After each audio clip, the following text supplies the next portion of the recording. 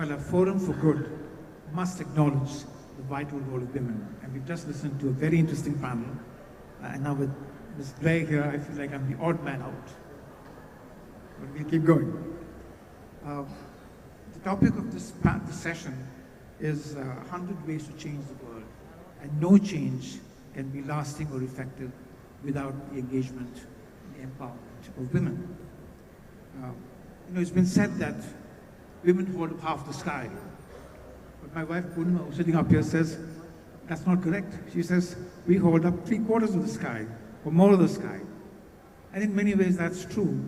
As was mentioned in the previous panel, the various responsibilities that women carry, they do more than their share of holding up the sky. So today, to talk about women's empowerment, there are few better people than Mrs. Cherie Blair. It's really an honor to be here with you. I'm really looking forward to a conversation. We hope we can have time to get some audience participation as well. So if you have comments to make, hopefully we'll find time to do that.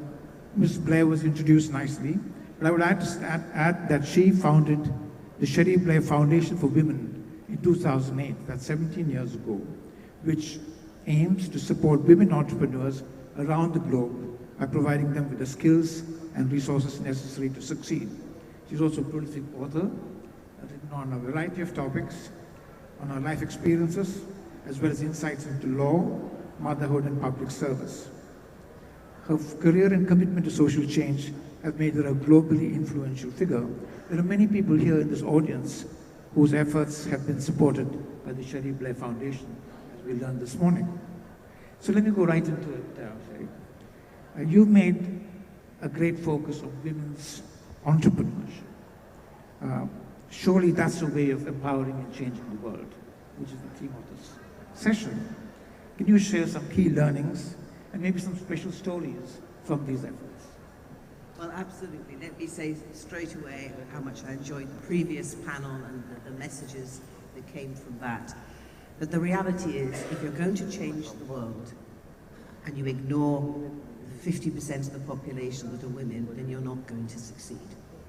Women make such a difference to the world, and in fact, by investing in women, all the research shows you get a better return on your money than you do, sorry guys, than investing in men. And this is because of the intergenerational and the multiple effects. An educated woman investing in women will also have an impact on her family, it will have an impact on the community and the wider society.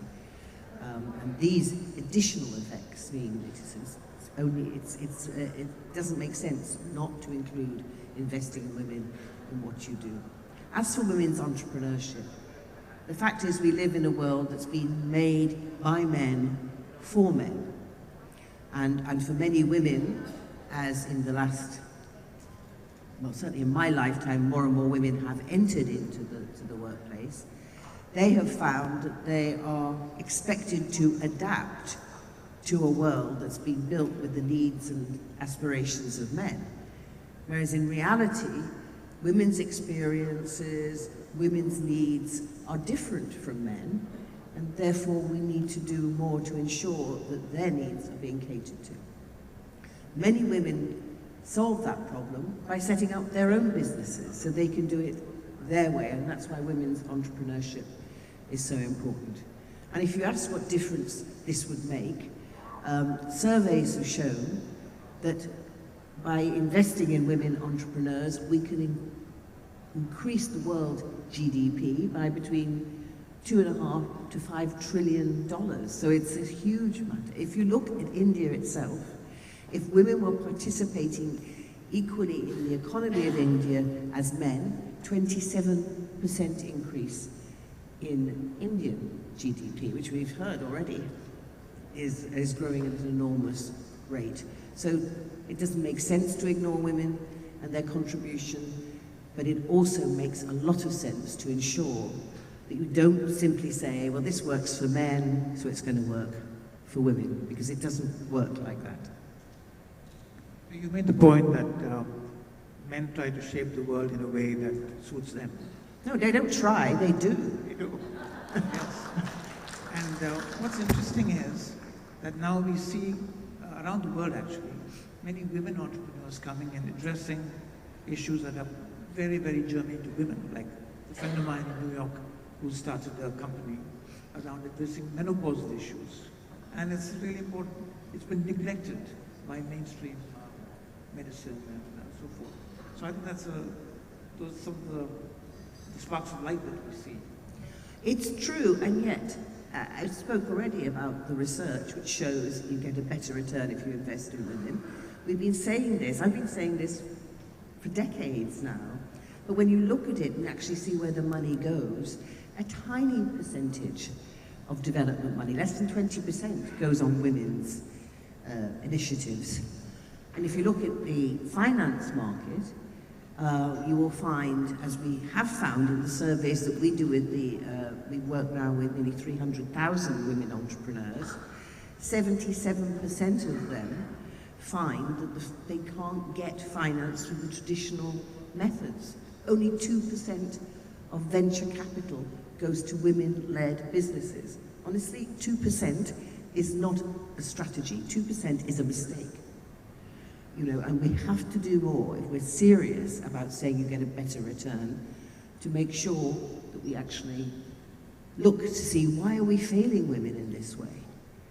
We've done a lot of research. We have a whole program in my foundation called Road to Finance, where we work with banks and financial institutions to actually gear their products to what women are looking for, and then also to make sure that their workforce, and the mainly men lenders, are not being influenced by the stereotypes which so often hold back women. Let me give you an example of that in my own life. Way back, because I've been a lawyer, oh, God help me, for nearly 50 years now, but way back in the 70s when I qualified and I did my training, the last bit of a training as a barrister, you work as an apprentice to another barrister. And the barrister that I was working with, after a year, came to me and said, look, we've only got one vacancy in our business. And there are two candidates. There's you, the woman, and there's the boy. And despite the fact that even the boy acknowledged I was the better lawyer, he said, obviously, the best bet is for us to invest in the boy. And that was the attitude that they felt as a young woman, that, you know, I'd go off and have a baby and it wouldn't be a long-term investment.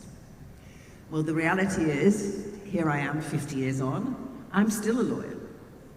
The boy, on the other hand, after 7 years, went off and did something else. I know that because I married him.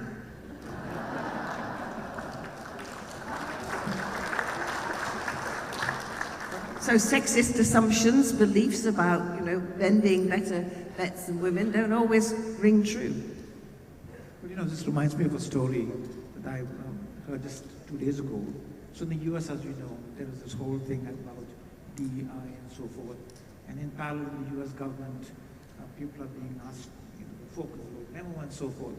So one of the folks, a senior foreign service officer in the US, who was a former colleague of mine, a woman, and a minority, she was saying to me, do people realize that someone like me, I've had to work twice as hard to where I got to? And that's something that, in a way, you alluded to. No, absolutely. I always say, look, the best, you know, the best women will succeed. The best men will succeed. But in this world, the just good enough man has much more opportunities than the just good enough women. And unless we get to the situation where the just good enough person has those opportunities, whether they're men or women, we're not having equality for men and women. Because if women can only succeed if they're twice as good as the men, that is not an equal level playing field. And it's why it's so disappointing when companies like your old firm, KPMG, have suddenly decided that they didn't really believe in DEI at all. Totally agree with that. In order to get government contracts. But I don't think that's the case for the people in this room, and I'm delighted to have already heard this morning how the fact is that I love the story about the man with the candle and not wanting to be changed by the pressures around him. We have to hold on to that candle. Yeah, so it really is a nice thing that we had a conversation on inclusiveness, an extended conversation, and that is something that's becoming less vogue today. So what are your view in terms of threats to women's ability to be successful entrepreneurs? Any other resources, threats, any news of those? Well, I'm glad you asked me this because actually in March we're publishing, every year my foundation does a survey and asks women, we do a lot of work with technology, what are the issues that are facing them. This year, thanks to money from Intuit and the World Bank, we've surveyed 3,000 women entrepreneurs and have asked them particularly about technology and the impact that's making on their business. And when we ask women about what the threats are to them or the difficulties for their business, they tell us, first of all, it's the question of finance that we've mentioned. They tell us also that it's a general economic situation, which was any male entrepreneur would tell you, but it was quite interesting when we asked them that about technology. One of the things they identified is that much of the technology is being sold in dollars, and if you're, say, in Africa, for example, because of FX matters, it would be so much more accessible if it was sold in the local currency. But the other issue that women have referenced in relation to technology, which I don't think any male entrepreneur would necessarily identify as a big problem, is gender-based violence and the use of technology and the internet to expose women to more gender-based violence. So we found, for example, that when we asked the women about this, 25% of them spoke of how they had received threats or inappropriate comments or stalking through their business sites from men. 20% of them had received inappropriate photographs, and we all know what that means. And I'm not talking about women on, not that I think inappropriate photographs should be sent anyway, but we're not talking about dating sites, we're not talking about pornographic sites, because there are plenty of those on the internet.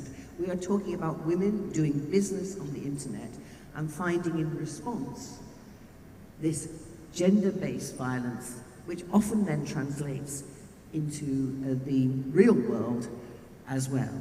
So many women spoke of their concerns about using technology because of the way it exposes them to these threats. So this is a really important issue.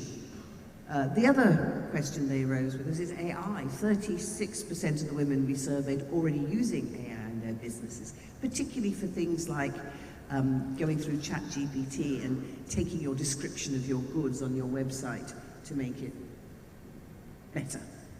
26% said they wanted to use it, but they all told us they needed more help in how to use it.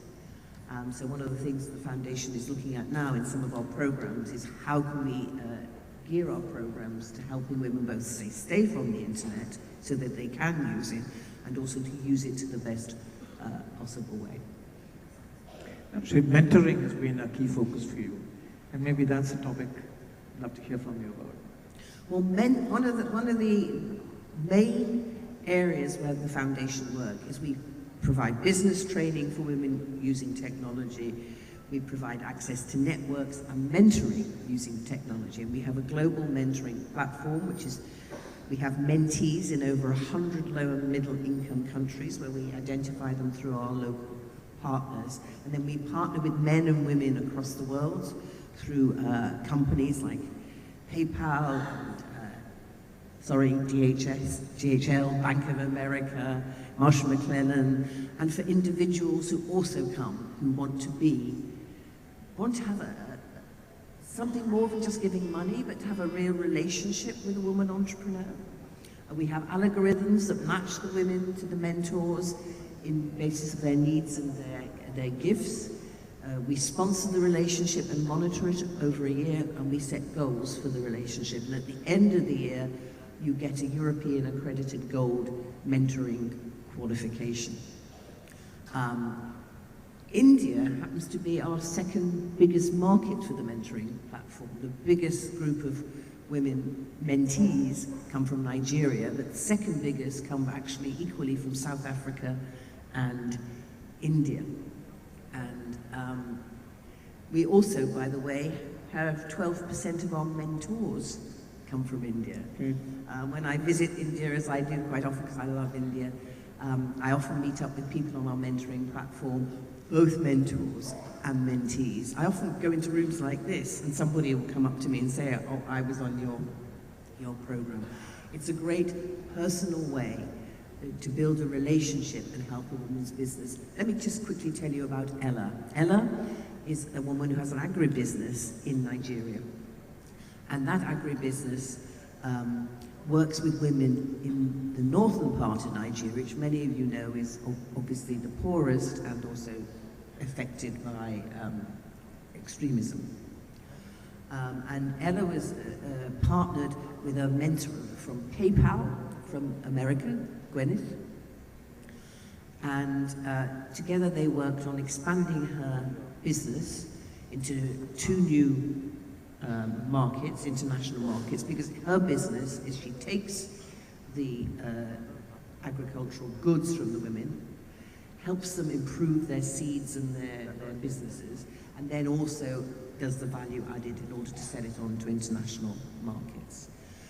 In the course of their year's relationship, her business turnover improved by 30%, and she said, as she says, there were 1,500 women farmers in North Kenya whose children were sent to school, who had more food on their table because of the increase in her business.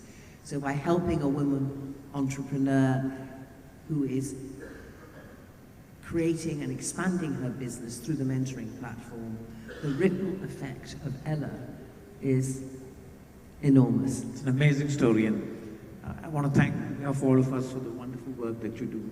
It really makes the world a better place, and it's been great to listen to you and to your perspectives. Thank you. Thank you.